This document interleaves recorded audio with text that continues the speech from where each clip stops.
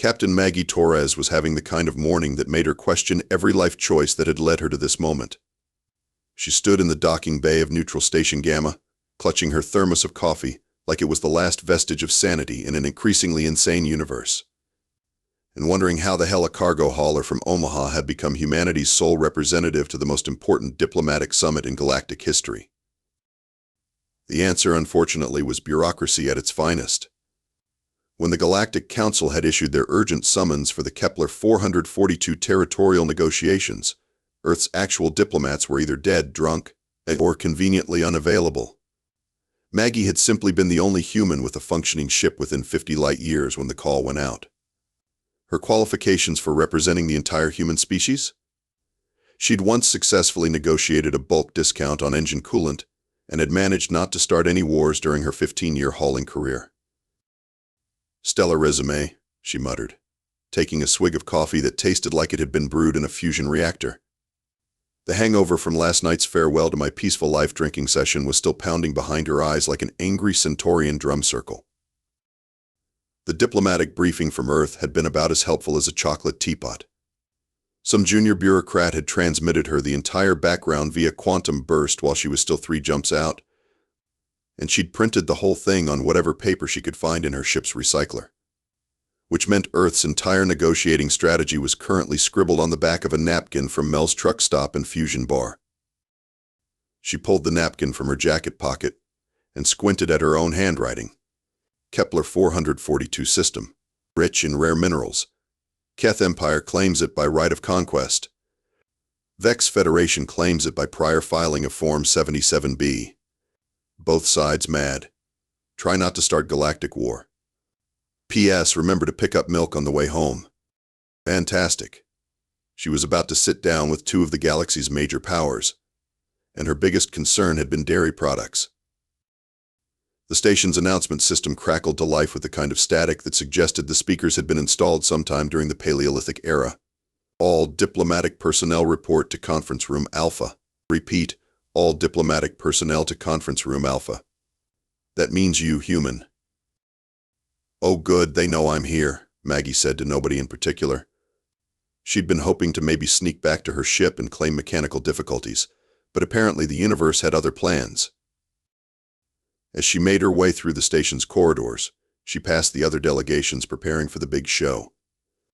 The Keth Empire had sent what appeared to be half their military, all of them 8 feet tall and built like particularly aggressive refrigerators.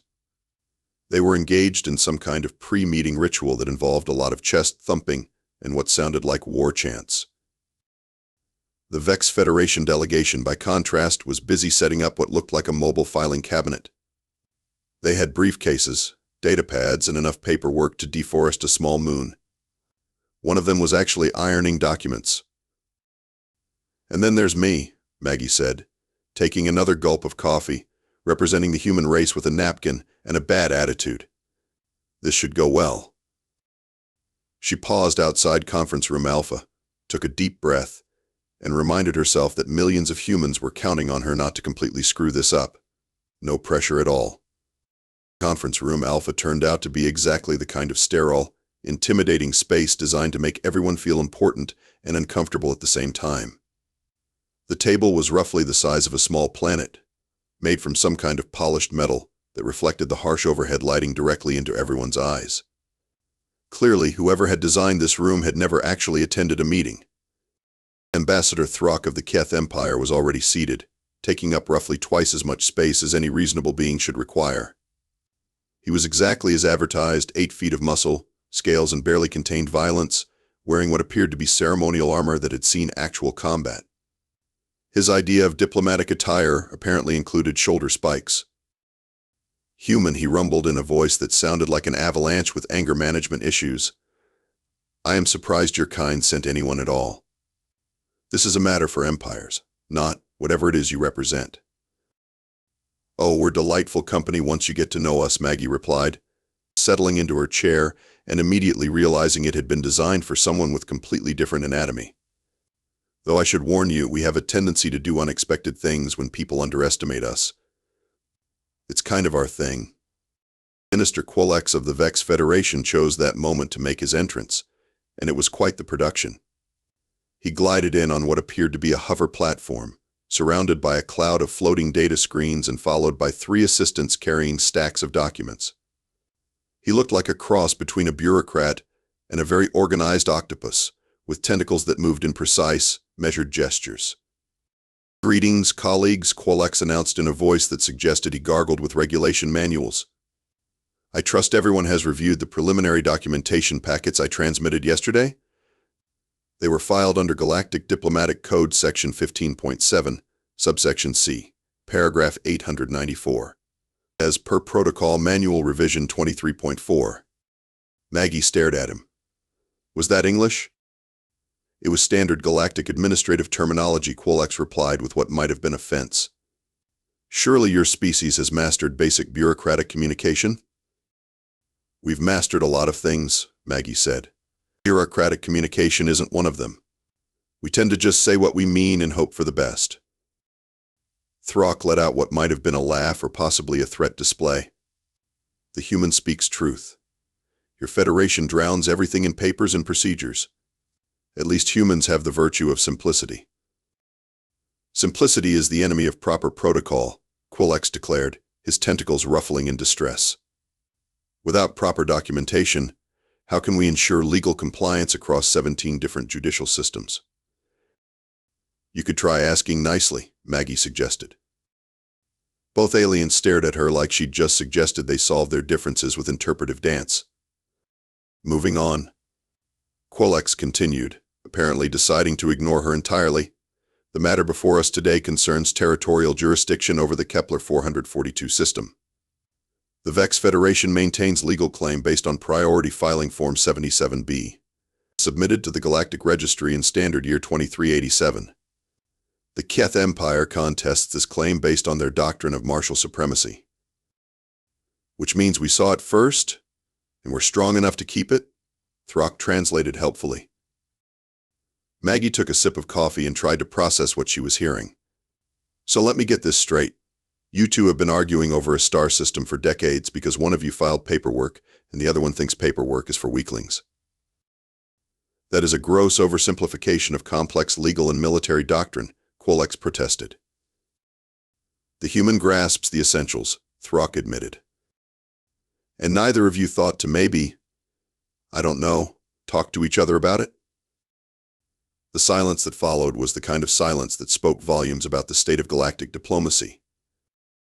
3 hours into the negotiations, Maggie had come to a disturbing realization. She was the only person in the room who seemed to understand that they were all supposed to be adults. Ambassador Throck's contribution to the diplomatic process consisted primarily of pounding the table and declaring that the Keth Empire would claim the Kepler 442 system by right of superior firepower and the blessing of the war gods. When pressed for details about these war gods, he'd launched into what sounded like a religious text crossed with a military manual, complete with graphic descriptions of various conquest techniques. Minister Qualex, meanwhile, had somehow managed to turn a simple territorial dispute into a 17-part legal dissertation, complete with footnotes, appendices, and what appeared to be a bibliography. He'd been quoting regulation numbers for the past 45 minutes without once explaining what any of them actually said. "Okay. Me," Maggie interrupted, setting down her coffee cup with enough force to make both aliens pause mid-argument. "Can we maybe take a step back here? Throck, you want this system because your gods told you to take it. Qualex, you want it because you filed the right paperwork first. Does anyone actually know what's in this system that makes it worth fighting over?" Throck's chest swelled with what she was learning to recognize as his pre-speech pose. "The system contains resources vital to the expansion of the Keth Empire." "What resources?" "Resources," he repeated, as if saying it louder would make it more specific. Qualex's tentacles rustled through his papers. "According to our geological surveys, the system contains significant deposits of rare earth elements essential to modern technology." "When was this survey done?" Maggie asked. "Standard year 2389. "That's over 60 years ago." "Yes, but it was properly filed and notarized." Maggie rubbed her temples, feeling the hangover reassert itself. "And Throck, when did your war gods tell you to claim this system?" The prophecy was revealed to our high command during the Great Meditation of 2376. 74 years ago. The gods are patient in their wisdom. Right. Maggie pulled out her personal data pad and started tapping. Has anyone actually been to this system recently? Like in the last decade or so? Both delegates stared at her like she'd suggested something scandalous. The Keth Empire does not waste resources on scouting missions when the gods have already provided guidance, Throck declared. The Vex Federation follows proper exploratory protocols which require extensive planning and environmental impact assessments, Quolex added. Such assessments take considerable time to complete properly. How much time? The preliminary assessments should be completed within the next 15 to 20 years. Maggie stared at them both. You're fighting over a star system that neither of you has actually visited in living memory, based on religious visions and paperwork that's older than I am. When you put it like that, it sounds unreasonable, Throck admitted. That's because it is unreasonable.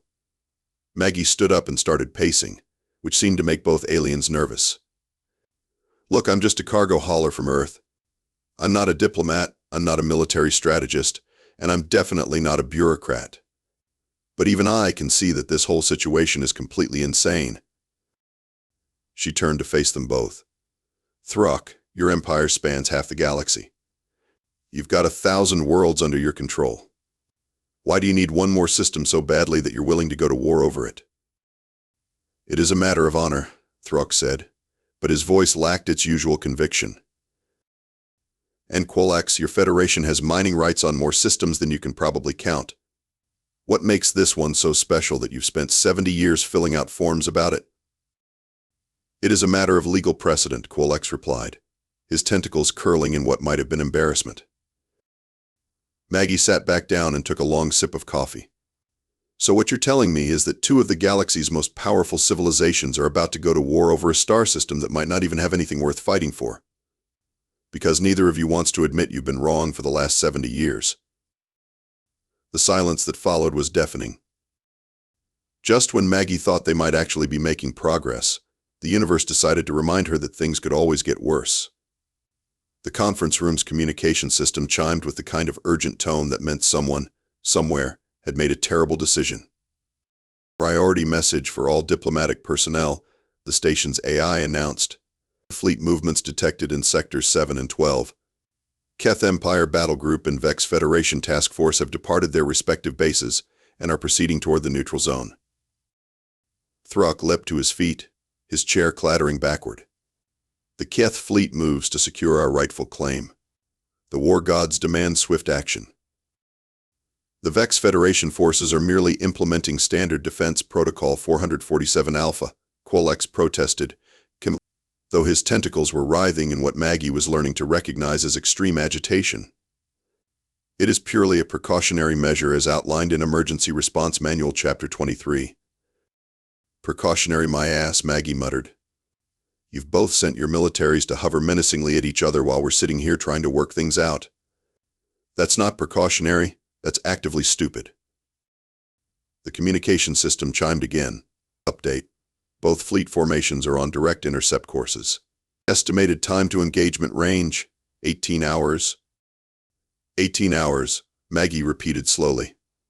So while we've been sitting here arguing about 70-year-old paperwork and divine inspiration, you've both decided to make this a shooting war. The Keth Empire does not back down from a challenge, Throck declared, puffing out his chest. If the Federation wishes to test their strength against ours, we welcome the opportunity to demonstrate our superiority. The Vex Federation will defend its legal claims through all appropriate channels, Quolex announced.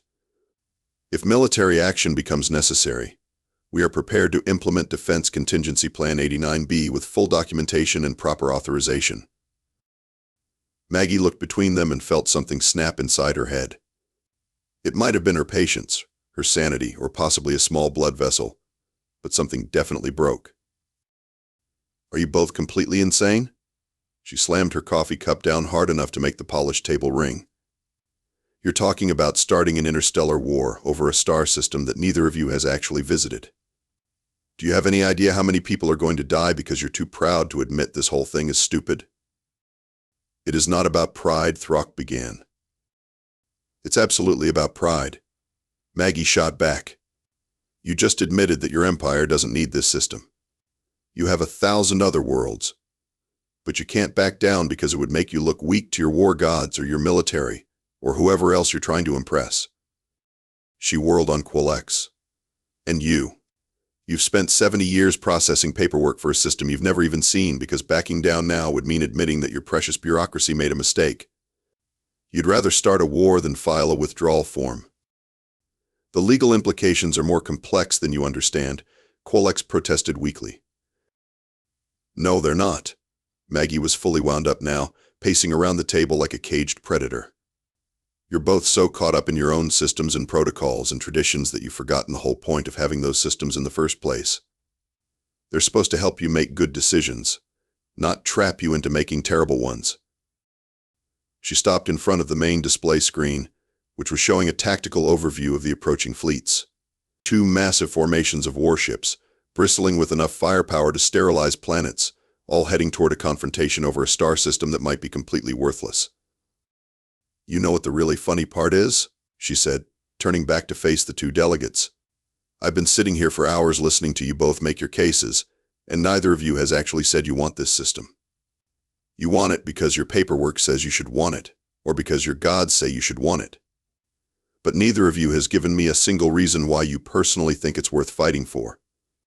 Throck and Quillex exchanged glances, and for the first time since the negotiations began, they looked uncertain. The system represents strategic value to the Empire, Throck said, but his voice lacked conviction. The legal precedent must be maintained, Quillex added, though his tentacles had gone very still. Those aren't reasons, Maggie said quietly. Those are excuses. And you're both about to get a lot of people killed over excuses. Maggie stood at the conference room's main display, watching the tactical plot update as 2 massive war fleets continued their inexorable approach toward mutual annihilation. In 16 hours, the Keth Empire's battle group would meet the Vex Federation's task force in the space between stars, and thousands of beings would die because 2 civilizations couldn't admit they'd been wrong for 70 years. Enough, she said, and something in her voice made both Throck and Quillex stop their renewed bickering. I'm done watching you 2 act like children fighting over a toy neither of you actually wants. Time for some adult supervision.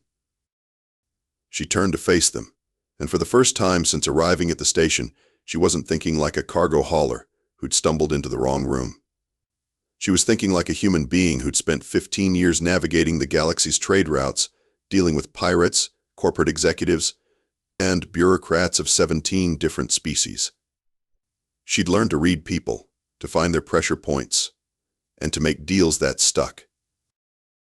Let me tell you a story, she began, settling back into her chair with the casual confidence of someone who held all the cards. About 300 years ago, my people fought a war. Actually, we fought lots of wars, but this one was special. It was called World War II, and it killed somewhere around 70 million humans. 70 million people dead because some madmen decided their ideology was worth any price. Throck leaned forward slightly. The Keth respected strength, and stories of massive warfare definitely qualified. When it was over, Maggie continued.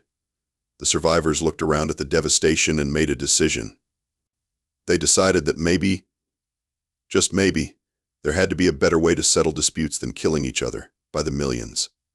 So they built institutions, treaties, organizations designed to make war a last resort instead of a first option.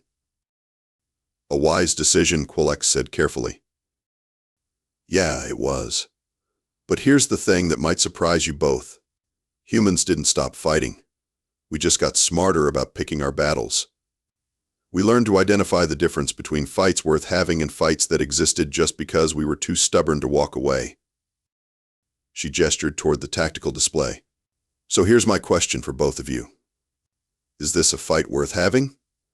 Not because your gods demand it, not because your paperwork requires it, but because the outcome actually matters to the beings you represent? Throck's massive frame seemed to deflate slightly. The system has symbolic value to the Empire. Symbolic value doesn't feed families or advance civilization, Maggie replied. And symbols aren't worth dying for when there are real threats out there that need attention. She turned to Quolex. And you? Is maintaining this legal precedent really worth the lives of everyone on those ships? The Vex minister's tentacles curled in distress. The Federation's legal framework depends on consistent application of established procedures. Legal frameworks exist to serve people, not the other way around. If your system is so rigid that it forces you into unnecessary wars, maybe it's time for some updates. Maggie stood up and walked to the communication console. Here's what's going to happen. I'm going to make a call to both of your fleets, and we're going to end this stupidity right now. You have no authority to command our forces, Throck protested. You're right, I don't.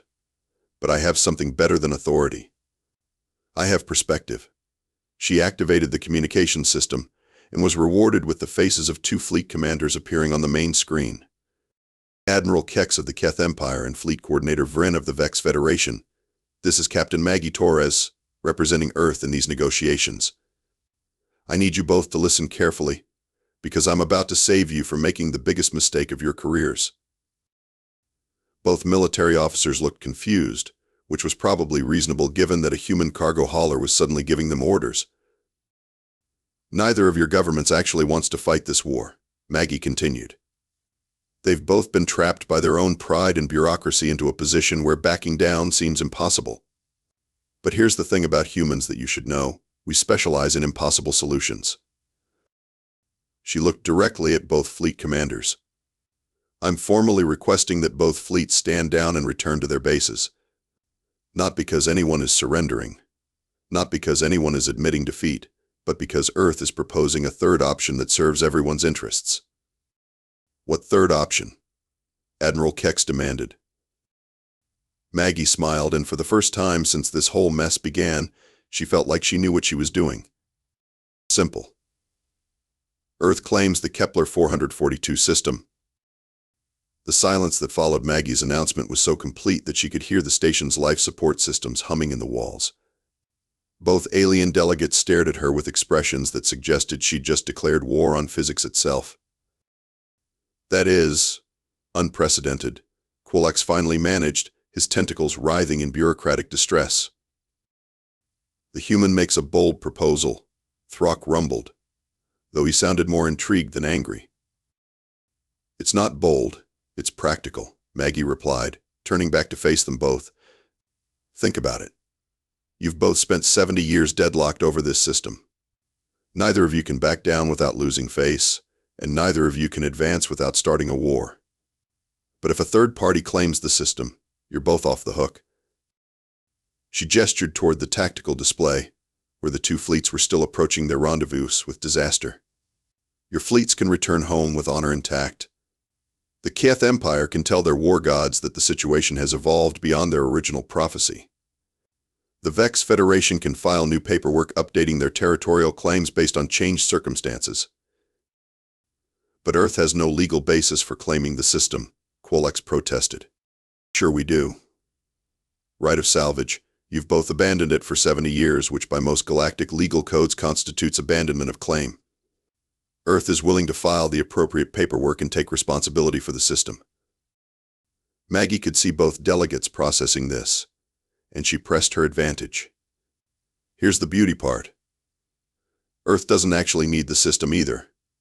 We're happy to establish it as a neutral trading post, open to both empires. You get access to whatever resources are actually there, we handle the administration, and everybody wins. The Federation would require extensive documentation, Quolex said slowly. We'll file whatever forms you need. Hell, we'll probably need your help figuring out what forms to file. The Keth Empire would need assurance that our honor is preserved, Throck added. Your honor is preserved. You didn't retreat, you graciously allowed a smaller power to mediate a complex situation. Very magnanimous. Both fleet commanders were still listening from the main screen, and Maggie could see them considering the proposal. The idea of returning home without a battle was obviously appealing, especially when they could do so without admitting defeat. This solution would require formal ratification, Quillex said. Then let's ratify it, Maggie replied. Admiral Kex, Fleet Coordinator Vren, are you prepared to return to your bases if both governments agree to this arrangement? If the High Command approves, the Keth fleet will comply, Admiral Kex confirmed. The Vex Federation task force will implement whatever resolution is properly authorized, Fleet Coordinator Vren added. 3 hours later, Maggie found herself signing documents that she didn't fully understand while Throck and Quillex worked out the details of what they were calling the Torres Accord. The Keth Empire formally withdrew their territorial claim in exchange for guaranteed trading rights and a face-saving declaration that they were honoring the wisdom of new allies. The Vex Federation filed approximately 47 different forms that officially transferred their claim to Earth's administration while establishing a complex framework for joint resource development. By morning, both empires had not only agreed to the arrangement but had formally requested that Earth serve as a neutral mediator for future territorial disputes.